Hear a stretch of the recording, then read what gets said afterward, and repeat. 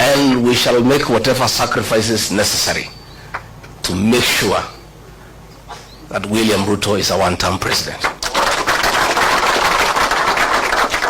People have short memories. President William Ruto has a very short memory. This team here, we sat with him in my house and we assured him that he'll be president and we will do whatever it takes to make sure he is president. And we worked very hard. And we took him to State House. And when he reached there, he put aside everything we had agreed on how we need Kenya to be. We had 47 economic charters with each and every county agreeing on the economic interventions that will be required for each county. He put them aside. We had agreed on the payment of pending bills for our business community to bring money into circulation. He put that one aside. We had agreed on the bottom-up economic model of putting money into people's pocket. The minute he reached State House, he changed course. He got a small team of economic advisors and came up with a very brutal program of removing whatever little money was in people's pocket from their pockets. Along the way, I could not agree with him. I couldn't agree with him because I'm a very principled person. And I told him, boss, we have lost focus. This is what we told the people of Kenya. We had assured the people of Kenya that we will never carry out evictions and demolitions that are inhuman. And when he made a decision to evict people from NAIROBI River along the line, and the NAIROBI River Commission was in my office and he asked me to lead that program, I told him I can't do it because it's against my principle. And he said, you must do it. When we had the Finance Bill 2024, I was the lone voice in cabinet telling him, listening to the people of Kenya, they will not accept this finance bill. And it will leave us with an egg on our face. He became intolerant. He became dictatorial. And the government that he leads is a one-man show. I can tell you today, all those ministers you see there, they are flower girls. I was the only man in that cabinet who could stand up and tell him, hey boss, no, this can't work. And that's why he needed me out, so that he can put a protege and other fellows just to say, yes sir, yes sir.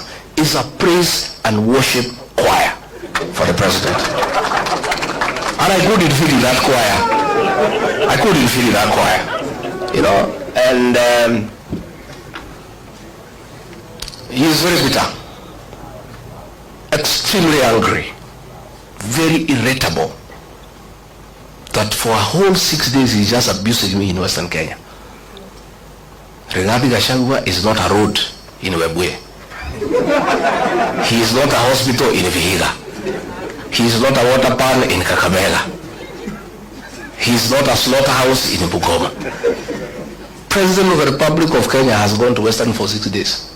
Just talking about Gachagua, occasionally Kalonzo Musyoka, because he's bitter that his voting bloc, the one that made him president, the Mount Kenya bloc, is gone and gone and gone forever.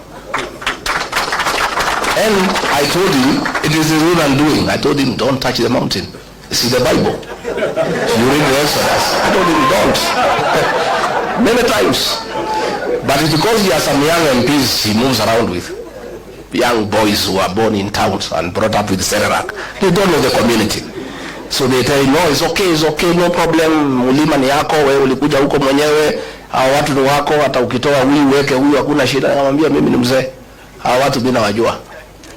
These fellows on the mountain, they hate betrayal and they hate deception. Because of what Mzungu did to them, they hate betrayal. And you yourself, President William Ruto, you are a beneficiary of my community's distaste for betrayal. When they decided that Uhuru Kenyatta has betrayed you, they turned against Uhuru for betraying you in their view and voted for you. And you are not one of them. They hated one of their own to support you and you are not one of their own. If you betray one of their own, you will tell me the story. Today, as we speak, his messages of condolences are unwelcome in the mountain. And you know that's the lowest it can go. You know, funerals are very solemn. In my community where I come from, even if it is suspected you had a hand in the death of the person being buried, people still allow you to come and even give condolences. When the people say they cannot listen to your condolence, you know it's over. The other day we were in Embu, and they are trying to blame Justin Muturi Bidan because the people rejected his condolence message. The president wrote him abusive messages the whole night, threatening to sack him. But even if you sack Bidan Muturi, nothing will change in that area. Nothing. And I told him, and he cannot say I did not tell him. Because me, I'm an honest man. I sat him down and I said, boss, you believe my laguza hii? Now, why he's annoyed is because 47% of his support, 4 million votes, iko nje. Sasa anategemea ati Raila akienda AU, he can transfer zile zake. Zile za Raila zilikuweko za Wiper, they are not there. Ile ya Mlembe is not there. Hii ya Kisii is not there. Huyu jamaa amekwama. Amekwama. And I can tell you, because I know he is cornered. Kazi yetu rahisi sana is to stay together and unite our people. Mimi naomba jamii ya Mlembe, amekuja huko anaita mimi mkabila, ati ndio mimi nisisaidie nyinyi. Siku nilimsaidia hakujua mimi ni mkabila. When we voted for William Ruto, we knew he's not a Kikuyu.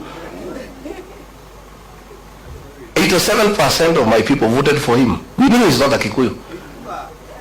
13% voted for Raila Odinga. We knew he's not a Kikuyu. We had our own candidate called Wahira Maura. We never voted for him because we are not tribal.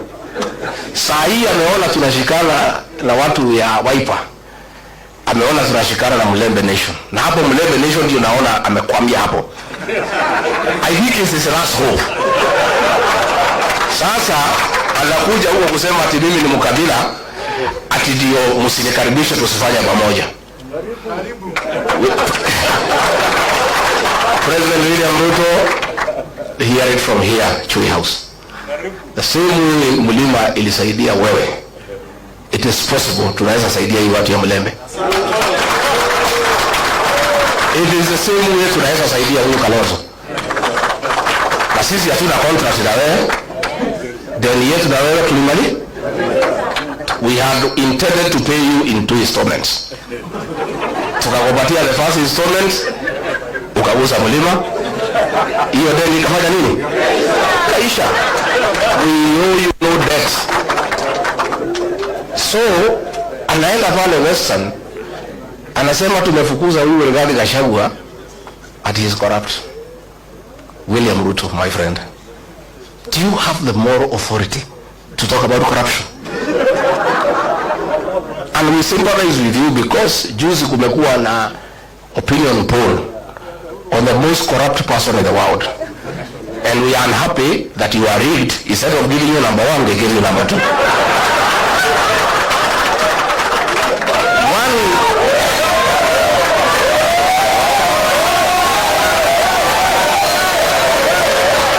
Let me say,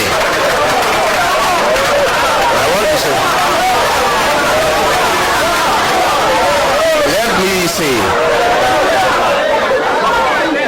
President William Ruto could not agree me to stay in government because I could not agree to corruption.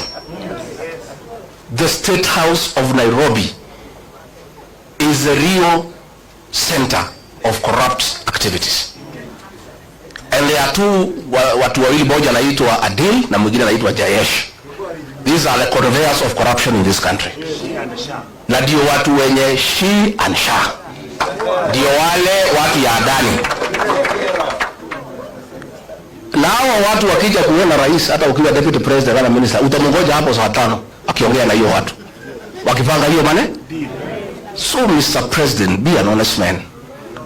Look for a mirror before you talk about corruption and look at yourself.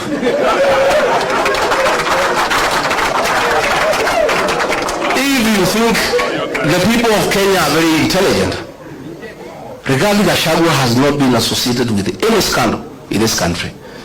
So wewe unaenda pale unasema he is incompetent. In matters incompetence, Mr. President, I tend to agree with you to a certain extent.